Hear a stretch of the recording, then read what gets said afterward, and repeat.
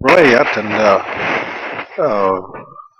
first time I met Sharon, Bob and Sharon had uh, come by.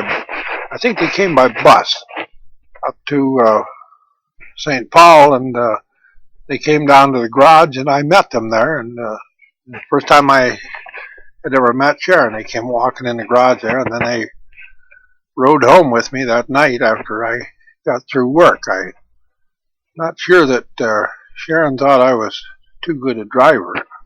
I don't know what kind of an impression we'd made on her, but that was her first introduction to a big family. When uh, I think we kind of overwhelmed her a little bit, she being an only child, not being used to a big close knit family like we were. Uh, I don't know. I never did find out from her exactly what her impressions were. The the following January, it was in 1963, and Bobby is born, and uh, then in let's see, I guess it's in December of 1963, Steffi was born, and then Bob then was transferred down to Albuquerque. Bill, in the meantime, had quit school, and he'd gone down and joined the Air Force, and it was well, he was transferred then to Lincoln, Nebraska after his boot camp, and in that summer, I think that was the summer of '63 or '64. Uh, Art drove an old Broom Blue Ford that I had, a six-cylinder. Him and Dale had came down to work with me, and Mother was going to stay home and run the ranch, take care of the pigs and stuff, and we were going to go down to the Madison family reunion down in southern Minnesota, and then travel on down to see Bill down at Lincoln Air Force. And, well, our trip went all right. The boys were supposed to take a nap, Art and Dale, until I got through working, which would be supposedly we're supposed to get done at 1:30 in the morning, but it didn't always make it at that time. But I suppose it was around 2 o'clock, 2:30. We started out on our trip, and I was going to sleep in the back seat of the car, and the old car she run like a top, but she was rusted out. I was laying down in the back seat there, and I could hear that rear wheel not too far from my ear going over them pavement seams, and once in a while I would raise up to see how fast Art was traveling. Now, he wasn't a very old boy at this time, but uh, he was traveling most of the time faster than that old Ford was designed to go. So I'd have to get up onto the back seat, raise up there, and caution him to slow her down a little bit.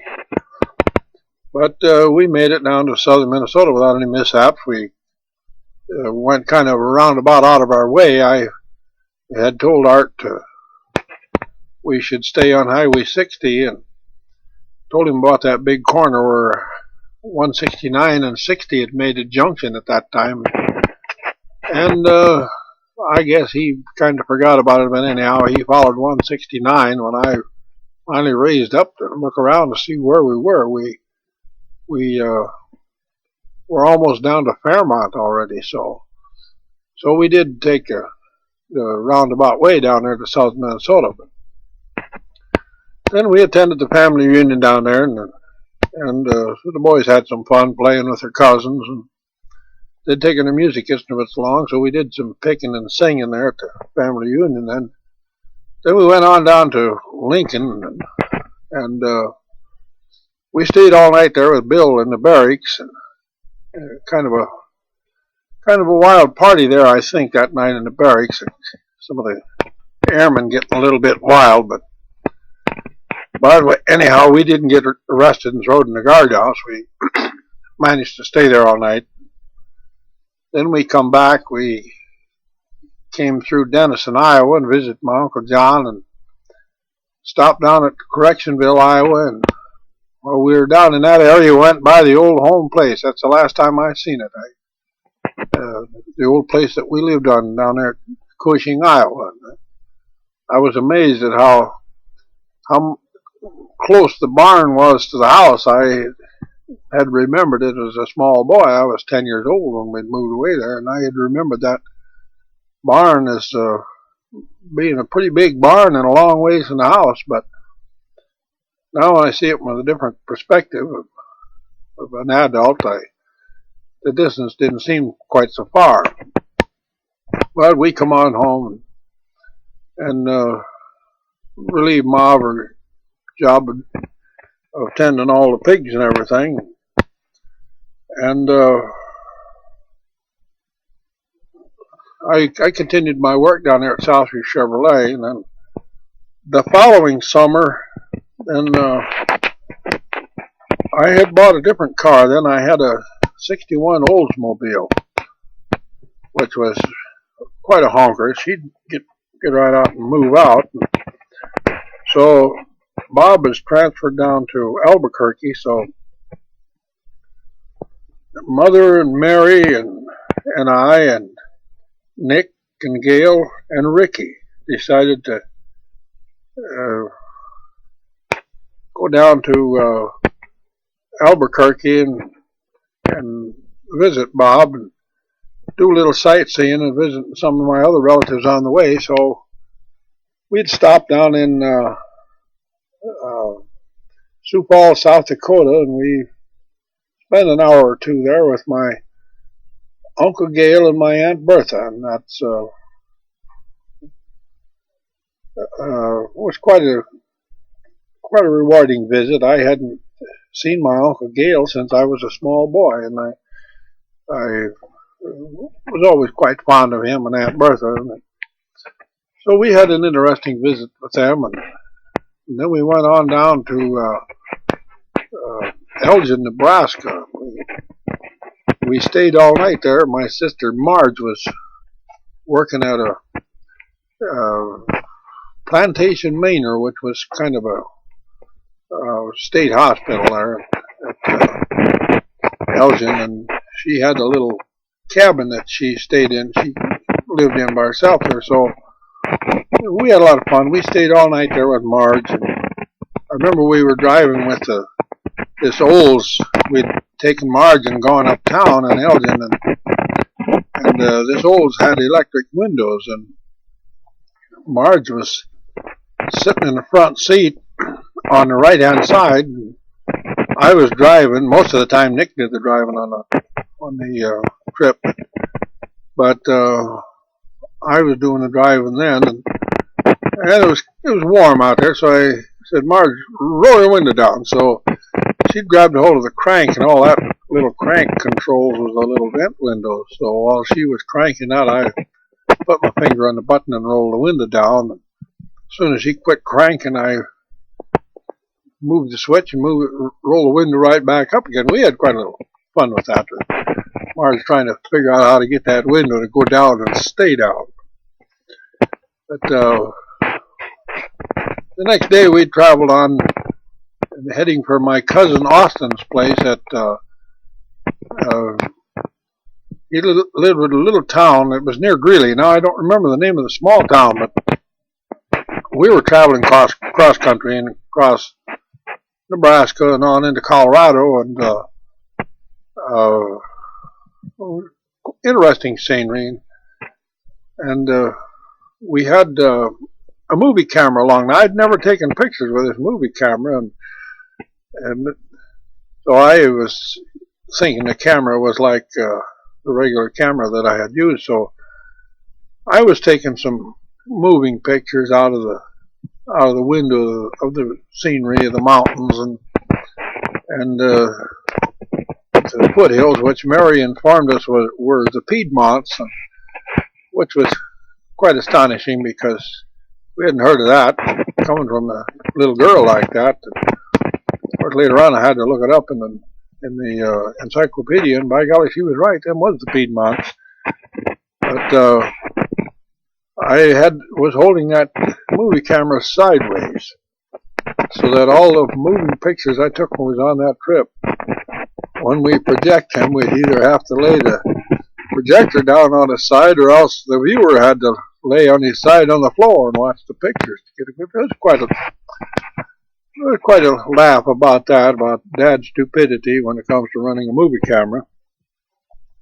And we got out to the central part of Nebraska or Colorado, and I was thinking it was going to be right near supper time or thereabouts when we get to my cousin Austin. So I thought I'd better call him and let him know that we were coming and that we wouldn't be there for supper. So I'd called there, and I had talked to his wife Ruth, and she said, "Well, can't you come for supper?" And I said, "No, I think we better stop to eat because it'll be a while before we get there yet." So we drove on from there, and we look on the map, and it shows towns there, and now we're getting out into kind of the desert part of Colorado, and we finding out where we'd go by on a place that showed on the map where there was a town there. Maybe all there was a cattle loading chute and some old deserted buildings, and this is going on for quite a while, and we're getting a little bit anxious about finding some place to get stuff before we get to Austin and Ruth's. And we finally come to a place there, and I don't remember what official name of it was, but the name of the town, but there was a couple of little buildings there, and one of them was a Quonset hut, and it said Heine's Hut. It said food, so we stopped in there, and of course we were greeted like long lost relatives. They really treated us royally. We went into Heine's, and we had our supper there, and we were quite well treated. And Heine had wanted to give the kids some petrified rocks, but Ricky took some, but Mary wouldn't take any, and it seemed like it kind of hurt Heine's feelings a little bit that she wouldn't take any. So I wondered why she wouldn't. So I didn't want to say anything in there. So when we got out in the car and got to moving again, I said, "Mary, how come you didn't take some of them petrified rock?" And she said, "Well, Dad, you said I was a rock collector, and I shouldn't be taking all them rocks because I'd have the trunk full of rocks before we got home." Well, yeah, that's true. I had told her that, but it was a little bit late to get any of that petrified wood. I mean, not petrified rock from Heine. But yeah, he showed her an envelope of rattlesnake eggs, and we had a little fun with that. And we left there with instructions to follow the railroad tracks and to get down to a post office and such stuff. Well, we find out that those railroad tracks are all covered over with sand already. They've been abandoned, and all it really was just a trail across the desert. What we were traveling, hoping was a road. And we get down to what they said was a post office. Well, it was an old adobe building there, but it had long been abandoned. But you could see a sign across there that said United States Post Office. So we found Austin's place without too much trouble. And we stayed all night there with Austin, and next morning he was showing us his farming operation. He did irrigation farming out there and showed us how they did it, and it was quite interesting. Then we took off and headed south, and we went through the Garden of the Gods, and there my grandfather and grandmother had visited that place in 1912. And while we were there, they'd taken a whole series of pictures, and I could remember the different poses and the different places that they had their picture taken in front of, like a balanced rock, and the castle in the rock, and different places in there, Steamboat Rock. So we tried to gather some pictures of more or less the same places so I could compare them when we got home. And then from there we took off. We went south, cross country. I had suggested to Nick, like, let's not take the main highways. Let's see some of the other country, other than just freeway. So we did. We took off cross country and did quite some surprising things.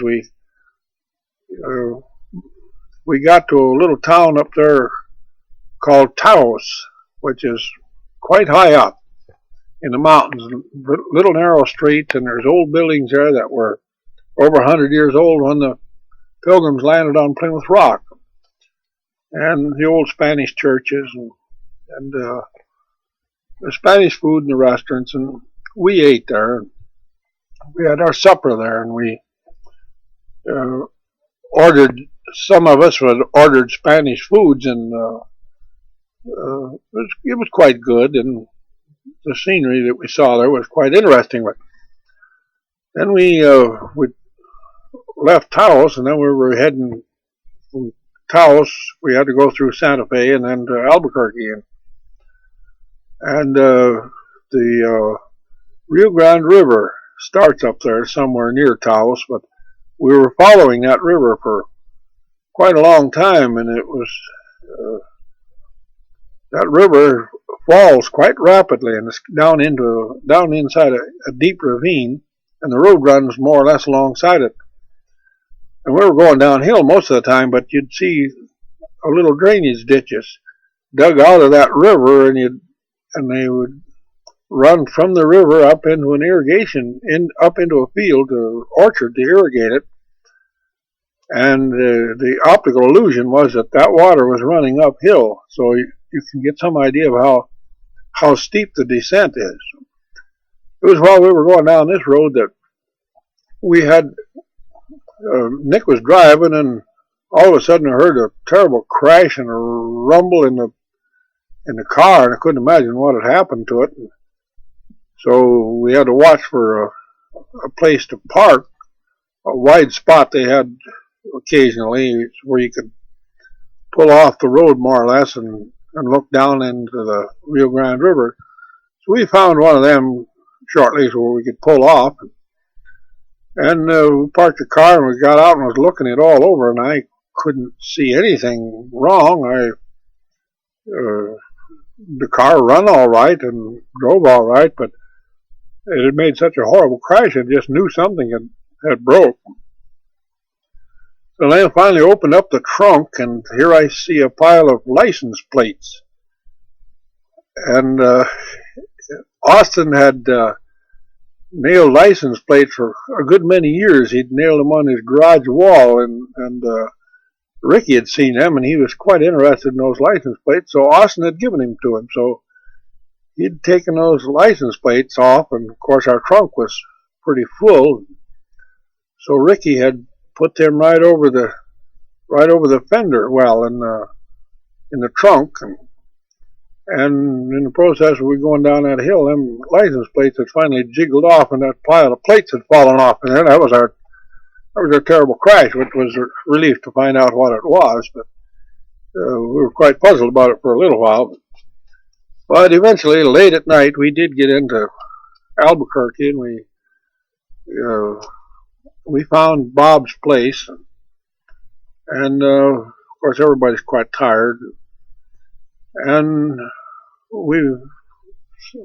Sharon had figured out sleeping arrangements for everybody. She knew we were coming, and we all went to bed. But for years it's been my habit to get up fairly early in the morning. I just can't sleep when I wake up, so I woke up the next morning. It was just daylight. I suppose it was about 6 o'clock. So I got up and had wandered out through the patio doors out into the backyard, and was kind of looking the thing over by daylight because it was dark when we got there. And Sharon had got up, and I see her working around there in the kitchen. I thought, well, she's a little bit nervous, about her in-laws being there for the first time, and maybe not being used to cooking for a big mob, so I watched her a little while, and I said, "Say, would you like to have me make breakfast?" And she said, "Oh, gee, would you?" So I did proceed to make breakfast. We used everything available we could find in there and made pancakes. And Bobby and Steffi, they'll still tell you about them pancakes, how delicious they were. Well, they did taste good, but don't ask me to repeat the recipe because I don't think you could find the same stuff to put into them. But anyhow, we did get off to a good start then in our visit to Albuquerque. And we came home. We stayed there for a while. We went up a few days. We drove up on Sandia Crest, and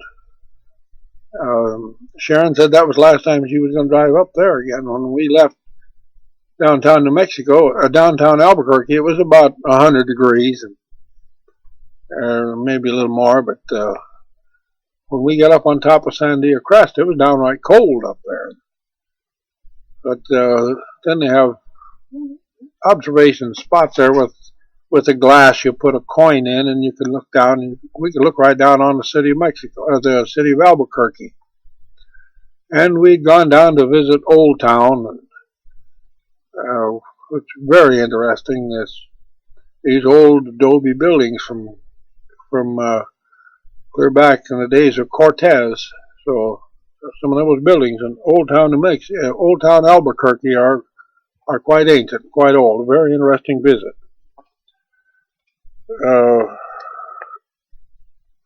On the way home, then we stopped again to visit my Uncle John and in Denison, Iowa. We took them all out to lunch, all out for dinner that evening. I didn't want to move in on Uncle John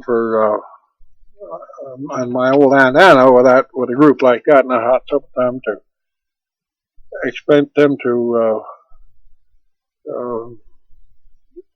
make a meal over a hot stove. I told my old auntie we just didn't come down for that.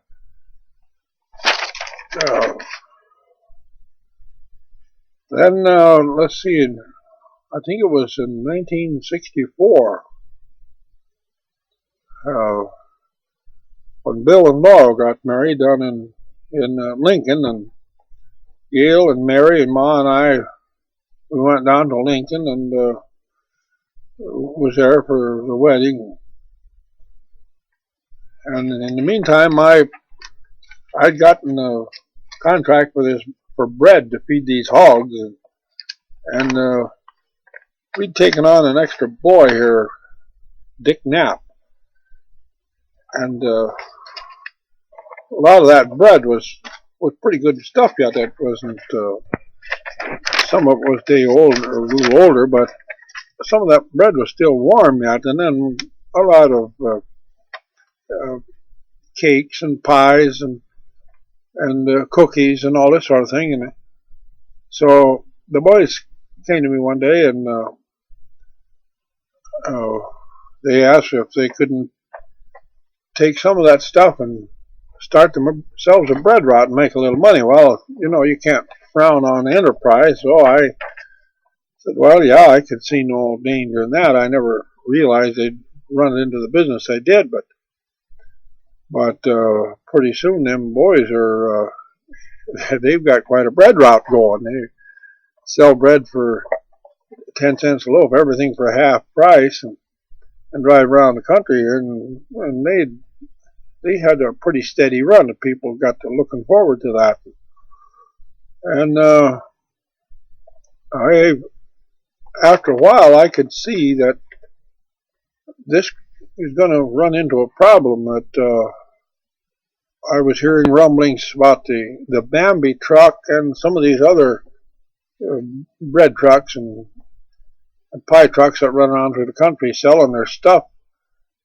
We were cutting into their business, and of course this stuff that we had is all marked as not to be sold. And so then I had to call a meeting with the boys and say, hey, now,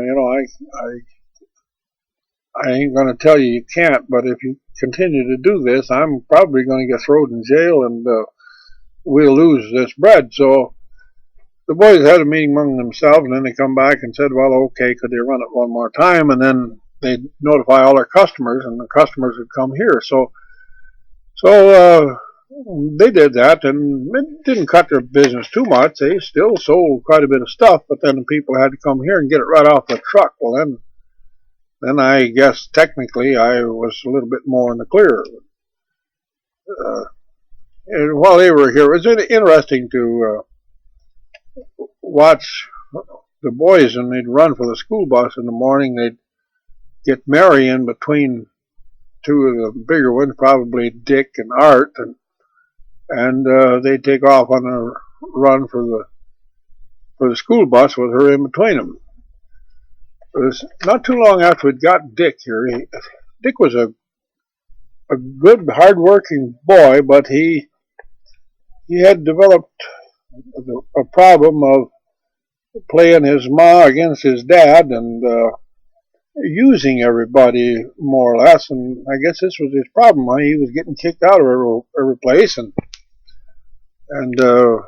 we got him here. He was supposed to be kind of a problem boy. Well, I had cattle here and stuff too, so the boys were supposed to do the evening chores because I was away at work. I'd leave.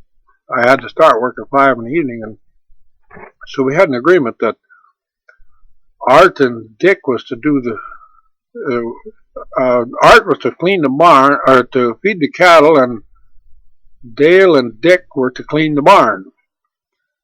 So I had a cow here that was expecting a calf from, and sometimes she had problems calving. So I got home from work one night, it was about 3 o'clock in the morning, and thought I'd better check on that cow before I went to bed. And I went out there, and well, the barn was a mess. It hadn't been cleaned, so I was a little warm under the collar about that. And I come back in, and I went upstairs and called Dick and Dale. And well, Dale sat up in bed right away and rubbed his eyes, and he said, "See, Dick, I told you we should have cleaned the barn." And well, Dick says that I'm not going to clean no dumb barn, not at 3 o'clock in the morning. So I know there ain't much point in sitting there arguing about it. So I told Dick, I said, "You picked the time. You could have cleaned the barn at 5 o'clock last night, but you chose not to. So the barn has to be cleaned. So now you'll clean it at 3 o'clock in the morning." So but I'm not going to quarrel about it. I'm going to go downstairs here, and I'm going to pour myself a cup of coffee and look at the clock. And if you ain't down here in 5 minutes, I guess I'm going to have to roll you down.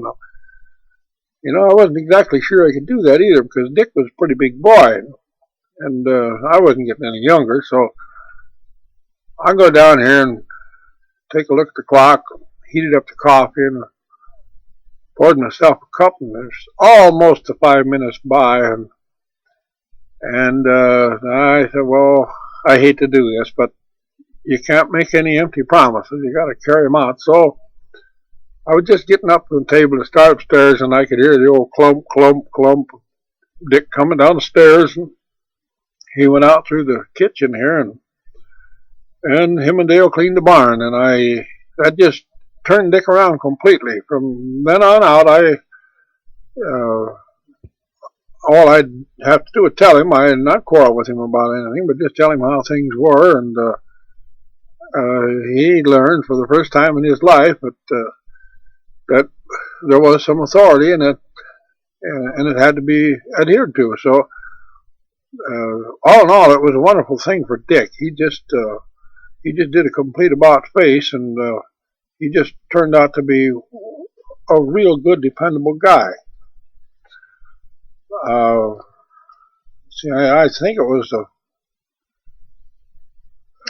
that summer or that next summer when I built a Quonset hut out here, and the one is the garage, and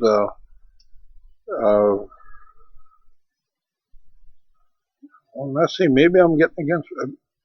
I think that was in 1967 when I built that Quonset hut, but Yeah, it was in 1967 because I had already left the Arsenal or the Southview Chevrolet. Mother and the kids had been telling me all the time to quit Southview and go back to the Arsenal because they'd constantly calling me to go to work out there, and they said they had a special job they wanted me to do, which was construct a 5.56 tracer bullet, which all the arsenals all over the United States were having a problem doing that, to make a tracer bullet that would, at 300 yards, would hit in the same 3-inch circle that the ball bullets would hit in. So they were having problems making that bullet, and they had contacted me and wanted me to come back to work there, and so I'd finally agreed. I said that I would, and now I left there I left Southview then in 1967 in the spring, and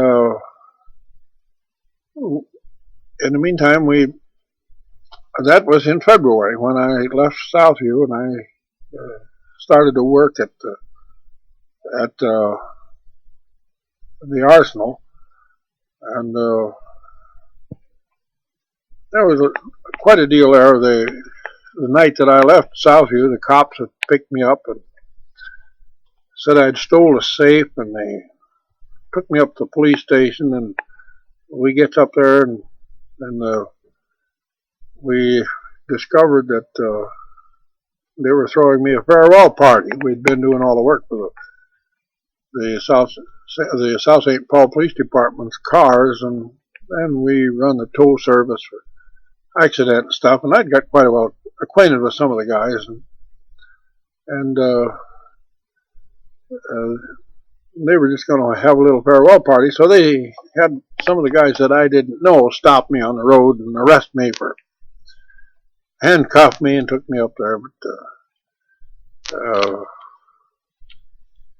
anyhow, we left there. We went to work out at the Arsenal, and then in the meantime, I had decided the old Oldsmobile was on her last leg. She had an awfully lot of miles on her, so I traded that and got a brand new 1967 Dodge about the same time I was changing jobs. And I think it was in 67, thereabouts, right about the time I went out there to the Arsenal, that Art had quit school, and he was having girl problems, and he decided he was going to quit and join the Air Force. Well, I thought that might be a good idea, because put a little distance between him and the girl that seemed to be hot to get married, and so anyhow, Art had joined the Air Force, but before Art left the Air Force, because he was home yet, when I was finishing up this Quonset hut out here, one day, we built it all ourselves, just in our spare time, and then Dale had bought himself a hot little car. It was a little Plymouth he really had a hot engine in that thing, and he was having little problems with his car, and he drove it into my garage out here, and I wasn't quite done with the garage yet, and that day I was going to put the ridge roll on, and Mother wasn't here. I don't remember where she'd gone. Mother and Mary. It was just myself and Art and Dale at home. My car wasn't here, and the only one they had was this Plymouth of Dale's, and they'd run that in the garage, and it wouldn't run very good either. They was having problems starting it. So they were fooling around with the car, and I was up on the roof nailing that ridge roll on, and all of a sudden a rainstorm came up, a real blasting wind and a hard rain, and so I laid the ridge roll down there, and I wanted to get a few nails in it before I got down off the roof, so I was hurrying up to stick a few nails in that in that ridgeroll enough so the wind wouldn't tear it off. And I figured I had enough on there, and so I was running down the ridge of the roof down to where I had a ladder on this Quonset type hut. Now, instead of reaching the top of that ladder and turning around facing it, I was going to keep my back to the rain, I suppose, and I just turned my backside to the ladder and was going to go down that way. But of course, I'm above the point where the ladder is touching the garage roof, and when I gets on it, now where the ladder was set on the ground, it was all muddy, and that bottom end of that ladder kicked up and slid, and we went down off of that roof. And when I hit the ground, I knew I'd broke my back, so I tried to roll off of the ladder. I didn't know how serious it was going to be, and I had broken my back once before in that same place when I was a kid on a horse, and it put me in a cast, and I'd kind of lost the use of my legs for a while, and I was pretty much concerned about being in a cast at any time. But Art and Dale came out then, and they picked me up on the ladder and took me into the barn, into the garage, out of the rain, and then they proceeded to try to get Dale's car started. Well, by the time they were going to give up, the car did start. Well, between the three of us, we managed to get me into the car, and they hauled me over to the hospital and took me in an emergency and checked me out. And sure enough, my back was broke down there at the third vertebrae down at the bottom. But I wouldn't let them put a cast on it. While we were in the hospital there, I would raise up and put with my fingers on it. Oh, it hurt, so I'd almost cry, but I could feel that the bone wasn't spreading when I would sit up and lay down again, so I just wouldn't stand for putting a cast on there. I said, no, I know it'll hurt for a little while, but that's the way people get crippled up, is getting a cast on their back. And my neighbor over here, Lorne Carlson, had broke his back the same way about a week before I did. He'd fallen down out of the haymow and broke it. That's what they call a toboggan break, right down there in the third vertebrae, and they put him in a cast, and no, he limped around here for 2 or 3 years, and he finally died. But he never did get so he could walk again without canes or crutches. But I wouldn't let him put a cast on mine, and so they said, well, you might as well leave if they can't do anything for me. So the only way they let me out of the hospital is if I'd get a corset. Well, I still got the corset here. That's the only time I wore it. And I wore it home. But I was back on the job again in 8 days. And then, let's see, I don't know if that was after that Art left and got married, or before that. I can't remember, but I know he was home here at that time. But anyhow, he did leave, and he went down, joined the Air Force, and took his boot camp down in Texas. Then he was transferred down to Ohio. And after he'd gone to Ohio, then his girlfriend and her mother followed him down there. Now he wasn't of age yet, old enough to get married legally without his parents' consent, which I figured couldn't happen to him, but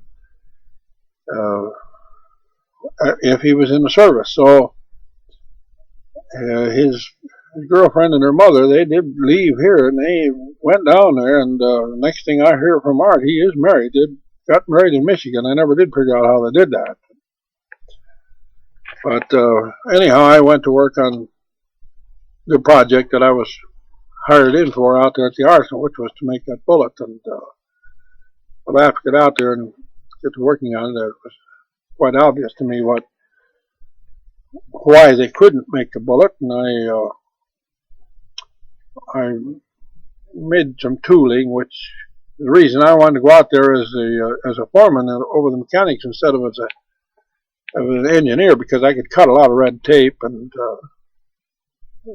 therefore I got this job done that what they had in mind for me just very shortly. I had this bullet made, one that would hit that target at 300 yards in a 3-inch circle, the same as a ball bullet. And we did that by a little different construction of the jacket and changing the balance of the thing a little bit. But we finally sold that to the other engineers. And of course, there was a lot of ill feeling between myself and the other engineers out there, because I'm uneducated. I don't have no sheepskin, and it was very hard for the engineers that had been spending all this time and millions of the government's money on a project to think that some dumb old hillbilly could come in off the farm, go out there and solve that problem in about a month. So it didn't set too well with him, but finally got a hold of the right guy from the major from the Army who was in charge of the whole thing, and I got a hold of him and took him in my office there and showed him what I had, and showed him step by step the operation, and showed him the ballistics on it. And so he run a test on them himself, made up a bunch of them bullets, and they accepted them. So I got a bonus from which I wouldn't have been eligible for if I'd have been an engineer, but I did get a $2,400 bonus, and then they gave me a trip down to Aberdeen, Maryland, to spend a week down there and go through all the interesting things down there at the Aberdeen Proving Grounds down in Aberdeen, Maryland. It's quite an interesting trip. You see all the old different types of weapons and dreams of weapons and things they tried that didn't work. And so I came back. It was in January. Of course, they gave me a gold plaque, and I have that plaque, and I got some pictures taken while I was down there when they were giving me the awards and all that. And we came back by air in a big snowstorm. We had stacked up for 3 hours over O'Hare Airport waiting for a chance to land in Chicago, and finally got back home here. And so I was foreman over a group of men, so I thought it would be a nice gesture if I took some of that bonus money and threw a party for my men here. So we rented the Schaefer Hall, and the boys were playing and somewhat then, and so we had the boys play for this party, and we had a party. That was I had a case of whiskey, and some of my men, of course, got awfully drunk, but we did have a big celebration. This 1967 was all in all was quite an eventful year. Dale and Lynn were married that year, and that was a year that in the summer of '67, when Mother and I and Mary, and we'd taken Jackie, we'd gone out and I'd rented a cabin out at Lake Traverse, and I had an old beater of a car here, an old DeSoto, which was my pride and joy. That was my fishing car. So I had a trailer hitch on that, so I hitched my boat trailer on behind, and we went out to spend a week out at Lake Traverse in a cabin out there. It was really a fun time.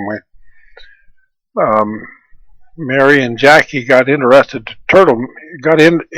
to turtle meat for the first time in their lives while we were out there. Uncle Squinted came out and brought out some turtle, and Ma cooked it up, and she didn't tell them what it was, but they ate it and they thought it was pretty good. And while we was out there, I had kind of backsliding back to the former days of Browns Valley when my reputation wasn't too hot. And one evening there looked kind of stormy and whatnot. I wasn't going to go out and fish, and I'd gone into town and I was going to get some groceries and stuff, but then I got to visiting with Squint, and Squint said he was going out to a fish fry out on the Dakota side and come along with him. I said, okay, I'll go out there for a little while, but I wasn't going to stay very long. So we went out to a fish fry, and we get out there, and here was a couple of the McGuckin brothers. Now, I had known them